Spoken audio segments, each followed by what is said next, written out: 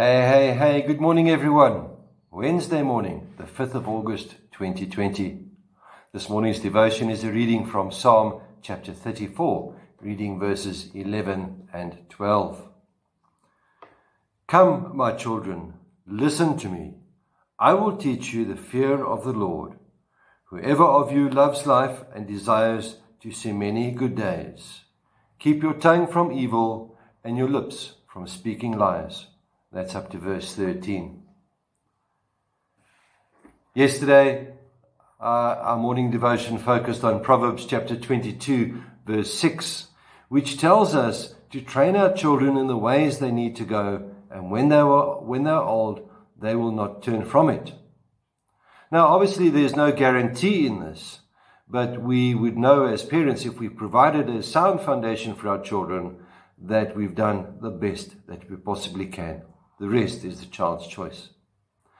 And for some parents, this verse in Proverbs chapter 22, verse 6, may appear to give the permission to provoke their children in such a way that they actually become discouraged and veer off in the opposite direction.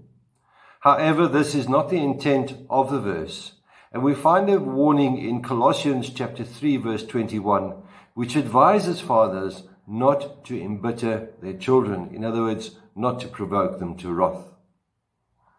So it might be wise if we perhaps gave some thought to the children of our society, and thinking ahead for the next few days that we have a look at these thoughts, which I pray will assist us in helping our children to grow up into mature, responsible, and God-fearing adults.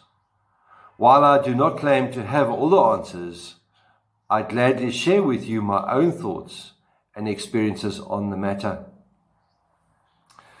The first thing that we need to look at is obviously and understand is that training is more important than disciplining your children. I'm not saying that discipline doesn't have a role. It certainly does. But training is more important. And here's the thing. Parents need to do the training, not the schools, not the government, but the parents of that child. The parents are responsible for their children. They are responsible for ensuring their well-being and their protection, for shaping and molding their characters. A child left to their own devices will fail miserably and cause much mayhem and sadness to the parent. Children need their parents to train them and help them develop, much like we would go to a gym to develop body muscles or get body training. So we also need the training in our spiritual lives. Training your children involves much more than punishing them for bad behavior. Training is consistently modeling behavioral patterns that would aid them in being equipped to survive and live a life that is pleasing to God and to men.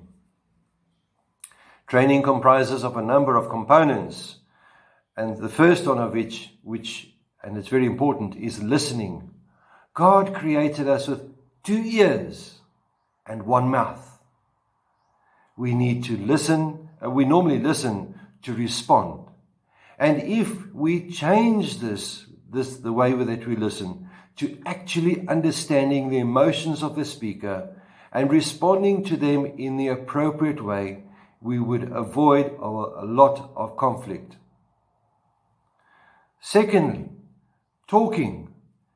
In other words, we have a dialogue and not a monologue. We love the sound of our own voices, and we need to give the speaker time to speak without interruptions. Having fun. This is important. Learning is far easier when it is fun. Practicing good behavior. This means all the time, not only when you have an audience, much the same as integrity. You'd practice integrity all the time. Reinforcing good behavior. We live by encouragement. Encourage those who are exhibiting good behavior. Introducing new experiences. We learn by opening ourselves up to new experiences in